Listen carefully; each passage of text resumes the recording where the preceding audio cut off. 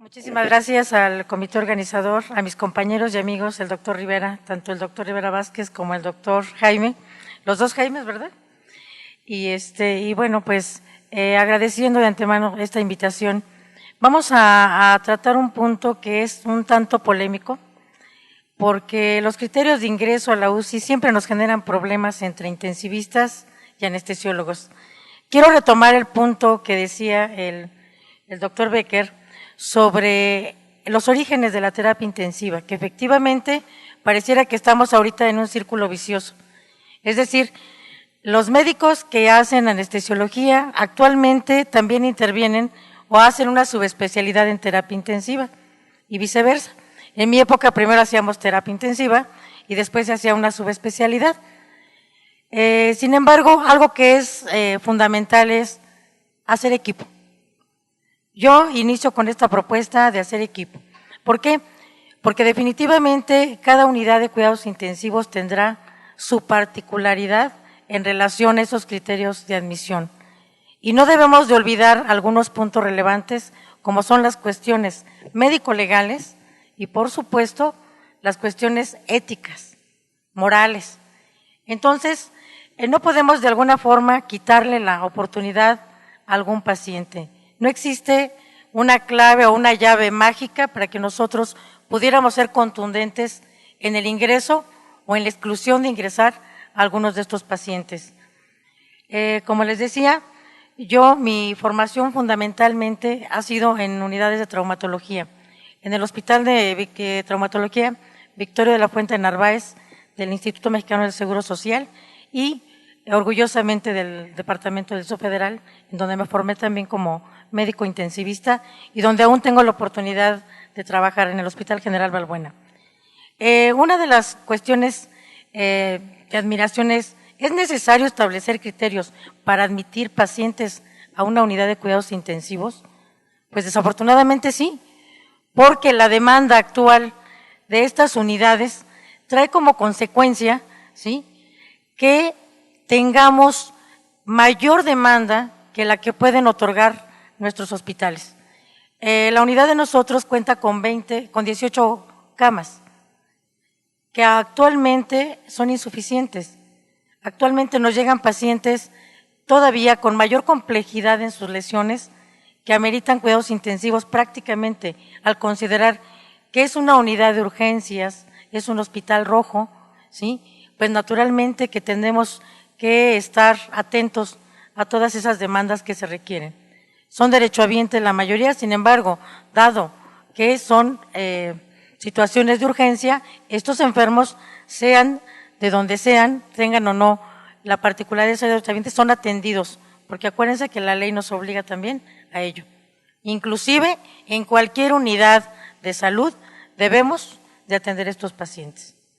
Entonces, es importante de alguna manera evitar el rechazar a un paciente crítico traumatizado. Y yo, claro, considero que de cualquier índole, no nada más el traumatizado.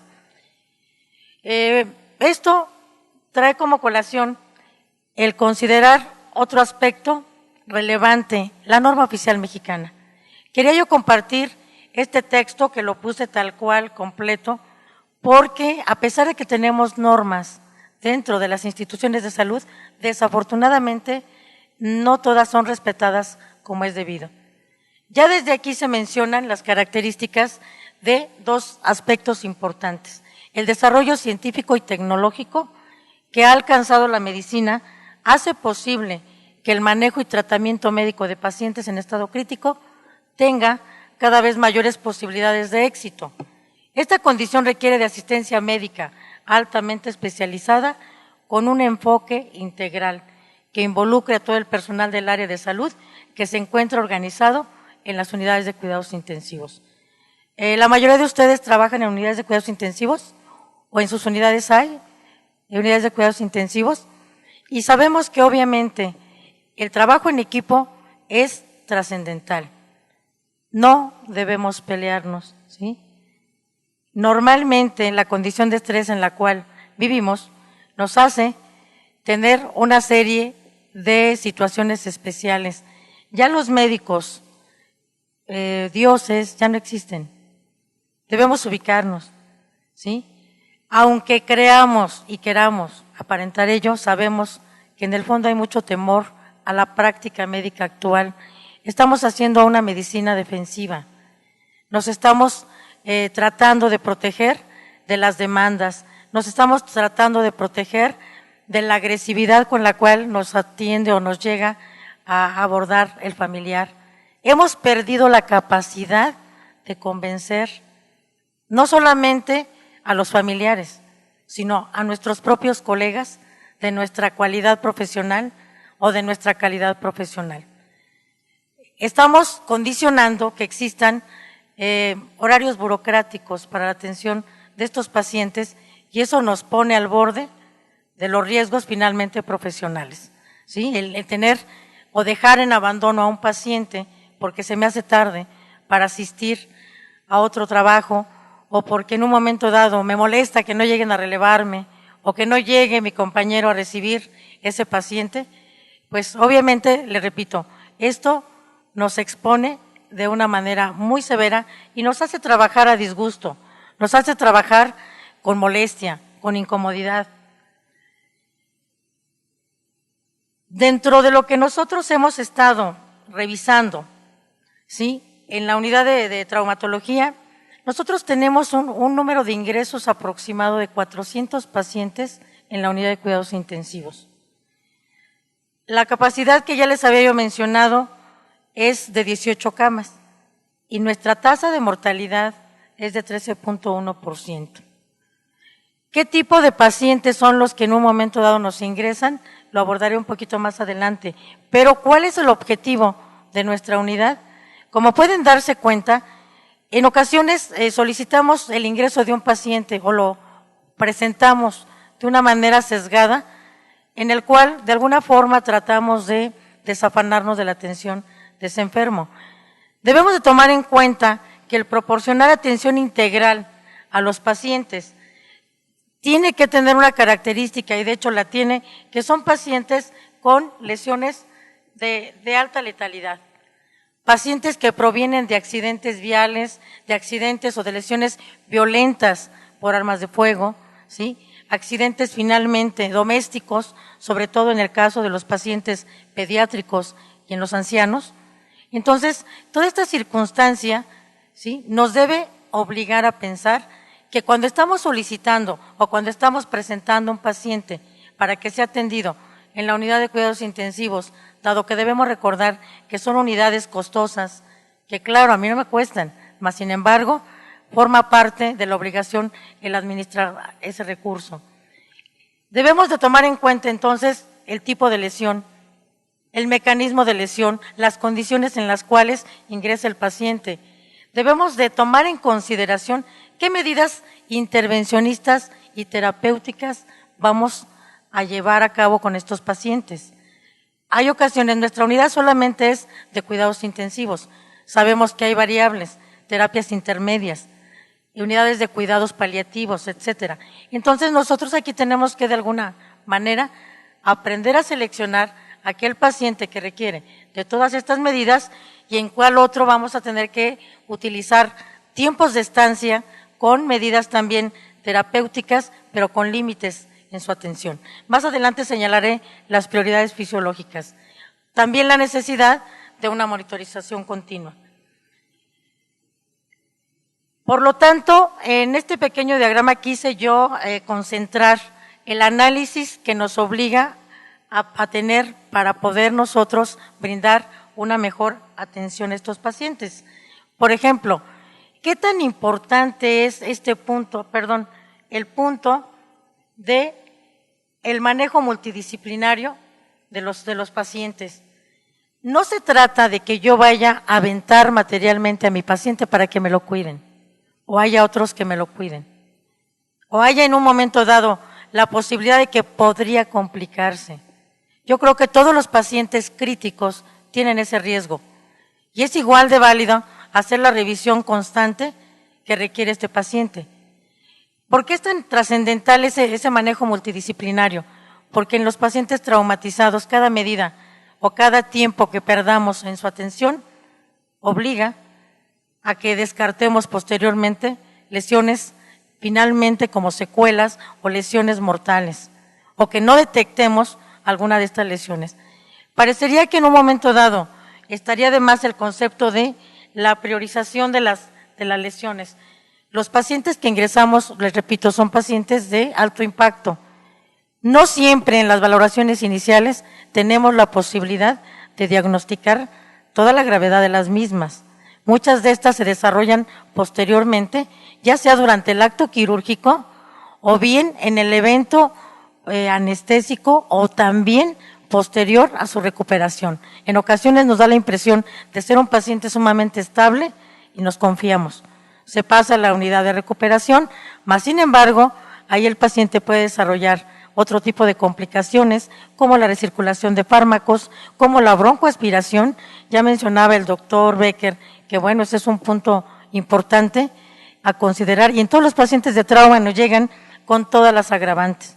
Pacientes los cuales algunas veces llegan alcoholizados, pacientes con estómago lleno, pacientes que tardan en ser atendidos en el sitio de la lesión o en el sitio de la atención marcada, un mal abordaje de la vía aérea prehospitalaria, transhospitalaria, un deficiente manejo también de líquidos o bien de elementos sanguíneos cuando esté indicado.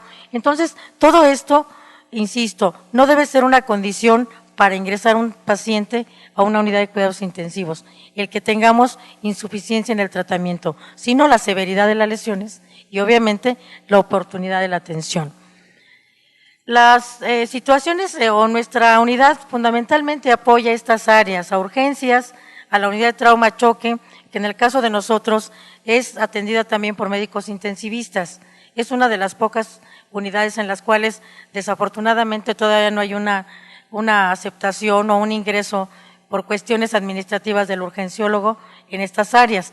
Entonces, se apoya a la unidad de trauma choque, se apoya al área de quirófano, hospitalización y a otras unidades que nos envían pacientes. ¿Cuál es lo que en un momento dado, los criterios ahondando básicamente que tomamos en consideración y que en cualquier revisión que ustedes hagan de estos criterios van a tener dicha validez y que además vamos a tener que adaptar a nuestras unidades, los constituyen estas 4 prioridades? Como podemos ver, lógicamente en la prioridad 1,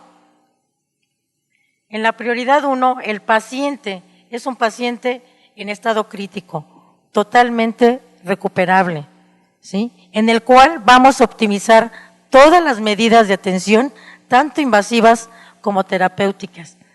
Nosotros estamos retomando en la unidad el programa de monitorización de presión intracraniana y la utilización como medida terapéutica del prisma, es decir, de la hemodiafiltración venovenosa continua.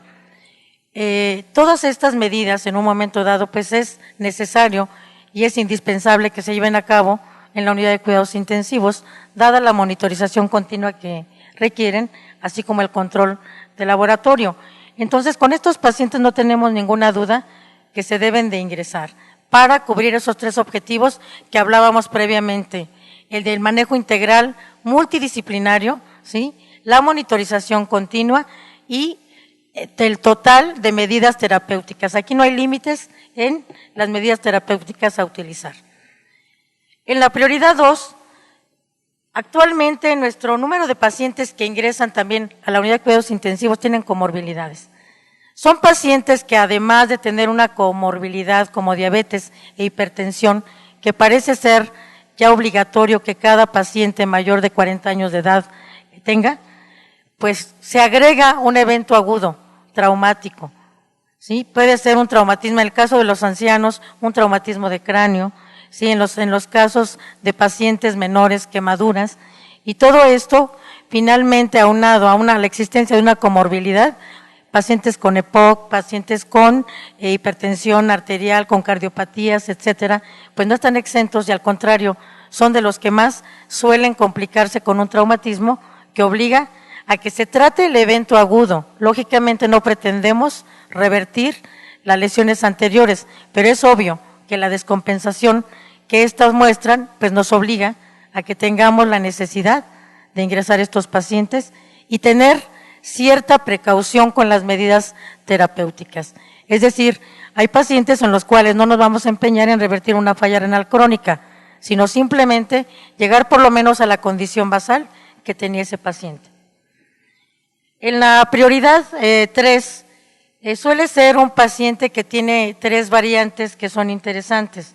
Existen 2 situaciones en las cuales o el paciente está demasiado estable para meritar los cuidados intensivos o está prácticamente agónico en falla multiorgánica, en los cuales pues quedan fuera de tratamiento. Sin embargo, algunas veces nos hemos llevado sorpresas, porque si el paciente no tiene una atención previa suficiente, lógicamente no podríamos restar esa oportunidad. Entonces, les recuerdo, nosotros atendemos pues pacientes bastante jóvenes. La mayoría de nuestros pacientes oscilan entre los 20 y 45 años de edad, de tal manera que muchas veces esa reserva orgánica les permite y nos permite poder apoyarlos y revertir algunas de esas fallas. El caso más común es el de los pacientes con quemaduras o pacientes sépticos abdominales. Entonces, les digo, muchas veces ingresan con una disfunción o hacemos la valoración con una disfunción multiorgánica, mas sin embargo, recuerden que hablando de juicios y de criterios, es indispensable que uno analice e individualice adecuadamente ese caso. Entonces, no damos por hecho que esos pacientes, claro, si es un paciente que tiene una enfermedad terminal crónica, más un evento agudo, secuelas neurológicas, ya más adelante haré un enunciado de las patologías específicas más comúnmente que nosotros nos vemos con la necesidad de ingresar y que son pues características de las unidades de traumatología. Entonces, les repito, en esta prioridad existen esos 2 extremos en los cuales debemos de estar muy conscientes de esa necesidad. No debemos solamente guiarnos por el sentimiento de que el paciente va a estar mucho mejor atendido en la unidad de cuidados intensivos. Entonces, no podemos actuar solo con el presentimiento, por el recurso que se tiene que emplear con ellos y a veces inclusive exponerlos a otros riesgos estando dentro de una unidad de cuidados intensivos. La prioridad 4, en el caso de nosotros, en la unidad de Hospital de Traumatología Magdalena de las Salinas o Victoria La Fuente Narváez, tenemos el programa de procuración de órganos. De tal manera que en este apartado ingresan 2 tipos de pacientes. Pacientes que tienen muerte encefálica, pero que van a ser pacientes para procuración de órganos, o bien pacientes en un momento dado que pueden ingresar a discreción del jefe de servicio o de una autoridad hospitalaria. ¿Sí? Entonces, esa condición también es mundialmente aceptada, de tal forma que, bueno, al menos en el caso de nosotros, tratamos de darle su lugar a cada uno de los especialistas. Esas imposiciones solamente serán básicamente en situaciones extremas. Entonces, este punto se me hace el más importante porque es en donde entramos muchas veces en conflicto con la mayoría de colegas, ¿sí? Es que a lo mejor crece el hematoma. Necesito que me lo vigiles 24 horas, ¿no? Hacer otra nueva tomografía y ya determino si se opera o no. Una de las particularidades de ingreso de estos pacientes a nuestras unidades es la resolución de los problemas quirúrgicos, ¿sí? Nosotros no operamos. Entonces, no podemos exponer al paciente a que si tiene una lesión grave que es quirúrgica, lo ingresemos para observarlo. Quizás la situación especial será lo que se abordará en las siguientes pláticas el día de mañana, como es el control de daños. Entonces, les digo, esas son las situaciones en un momento dado que representan cierta situación especial. ¿Qué pacientes ingresamos nosotros en nuestra unidad entonces de terapia intensiva, a grosso modo? Tenemos que son pacientes neurológicos, ¿sí? Con patología específicamente con un Glasgow menor de 9, porque recuerden que ahí clasificamos a los pacientes con trauma mayor, con trauma de cráneo severo. Entonces, son pacientes que normalmente, de todas van a requerir del abordaje de la vía aérea, del apoyo mecánico o ventilatorio, ya sea por complicaciones inherentes a su accidente o como una medida terapéutica para reducción de presión intracraneal, ¿sí? La ventilación mecánica. Entonces, ¿qué otra cosa es importante? Bueno, si un paciente además se intervino quirúrgicamente. Puede ser que un paciente me llegue con 12 de Glasgow, con un hematoma epidural. Eso no me excluye el ingreso a la unidad de cuidados intensivos si se asocian a otro tipo de lesiones. Entonces, dentro de los pacientes traumatizados de cráneo, la condición será que esté resuelto el problema, que podamos, o si es necesaria, la monitorización de presión intracraneana, pues naturalmente que debe ingresar a la UCI. Tenemos otras causas de trauma quizás no directo, como es el paciente que nos hace un paro, la parada cardíaca, que nos condiciona alteraciones finalmente en el estado del arte del paciente, un evento o crisis convulsivas, en los pacientes que nos desarrollan microembolismo graso, variedad neurológica, es otro tipo de pacientes que también están en estado de coma y que ameritan la monitorización por parte de nuestra unidad de cuidados intensivos, pacientes que en un momento llegan con intoxicación, básicamente por fármacos. Les recuerdo que nuestra unidad es de urgencias, entonces, obviamente, en casos excepcionales nos han llegado pacientes con intoxicaciones fatales o letales.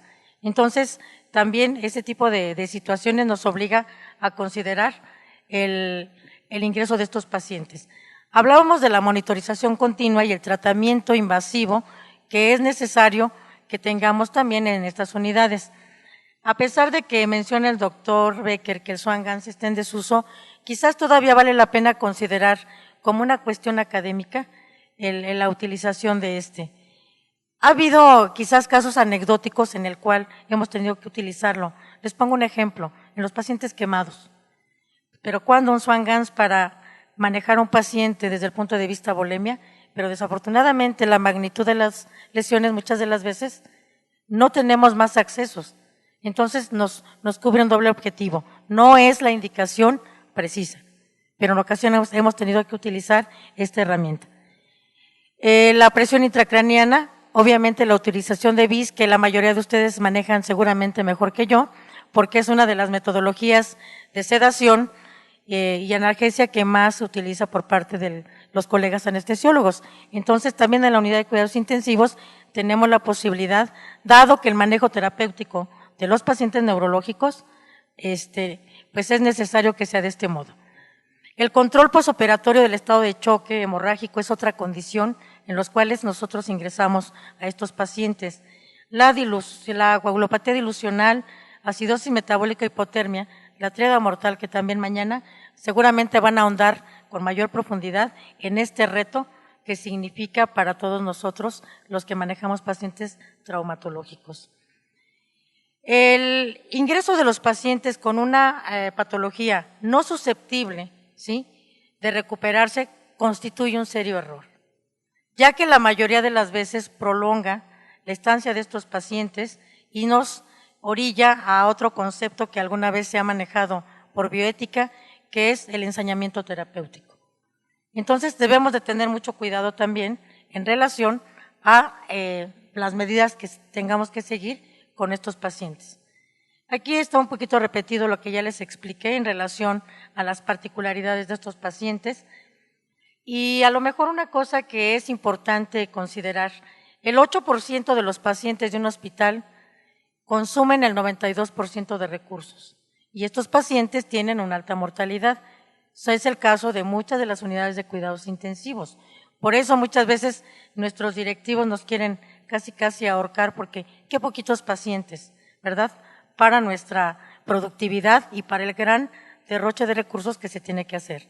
Pero es indudable que la vida no tiene costo. Entonces, los índices pronósticos y sistematización de datos resultan muchas veces poco útiles cuando somos llamados para definir un ingreso a la UCI. Ya les decía yo que hay condiciones específicas. No podemos tener recetas de cocina. Lo que sí es importante considerar son las prioridades que anteriormente mencionaba. Algo que es relevante, el médico solicitante debe conocer y evaluar las razones de la solicitud. Quizás este sea el punto clave en el cual muchas de las veces tenemos nosotros problemas. El que no se conozca o que yo iba pasando por ahí o vaya otra persona a presentarlo o vaya el residente de menor jerarquía y no el médico que atendió al paciente. Entonces, esa situación nos genera mucho desconocimiento para poder actuar rápidamente con un paciente. Aunque el tema no es lo de los criterios de egreso, nada más los enuncio básicamente para que, bueno, tengan en mente que así como intubo un paciente y tengo proyectado extubarlo, o inicio la ventilación mecánica y tengo proyectado el destete, también, lógicamente, el ingresar a un paciente a la UCI tendrá características específicas para su egreso. Naturalmente, buscamos que el primer modo para que se pueda egresar sea, obviamente, la mejoría. ¿Sí? La segunda, pues, naturalmente, que son, finalmente, las situaciones especiales como, bueno, el fallecimiento o el traslado de un paciente. Tenemos algo muy interesante que le llaman criterios de no ingreso. Esto parecería la antítesis de una unidad de cuidados intensivos. Mas, sin embargo, insisto, sí tenemos que buscar seleccionar para la optimización del recurso, tanto para la mejoría del paciente o la reversibilidad de sus patologías como en un momento dado el recurso financiero. Obviamente una enfermedad terminal. En nuestra unidad tenemos estos criterios de no ingreso, pero tienen un punto muy interesante. Nosotros no vemos pacientes prácticamente con estas patologías, por lo tanto constituyen una modalidad finalmente de no ingreso a la unidad. Las infecciones o enfermedades infectocontagiosas graves o terminales. Algunas veces algunos pacientes nos han omitido la presencia de HIV o hepatitis. Entonces, muchas de esas situaciones nos permiten posteriormente pensar en su existencia porque la mejoría del paciente no se da a pesar de optimizar lo máximo en recursos. Entonces, todas estas condiciones son las que a nosotros nos excluye la necesidad, insisto, porque es una unidad pues prácticamente de trauma. Entonces, esta condición aquí no la tomamos en cuenta. Bueno, me faltaba quizás una, no sé aquí por qué se atoró un poquito la computadora, pero básicamente para concluir, que los puntos clave para que yo pueda decidir qué paciente voy a ingresar a la unidad de cuidados intensivos, debo pensar en el aspecto del recurso físico, profesional, es decir, a veces me empeño en que me reciban un paciente y no tengo personal más que el residente de guardia, el R1, ¿sí? Entonces, tampoco eso representaría una ventaja para que yo ingrese un paciente solo por el área física, ¿sí? La monitorización, las medidas terapéuticas y el manejo integral y la comunicación interdisciplinaria. Sé que es algo muy general, sé que no podemos avanzar quizás con cosas más específicas, pero es lo que yo podría comentarles de la unidad de cuidados intensivos. Les agradezco mucho su atención y nuevamente agradezco al comité organizador de este evento. Muchas felicidades. Gracias.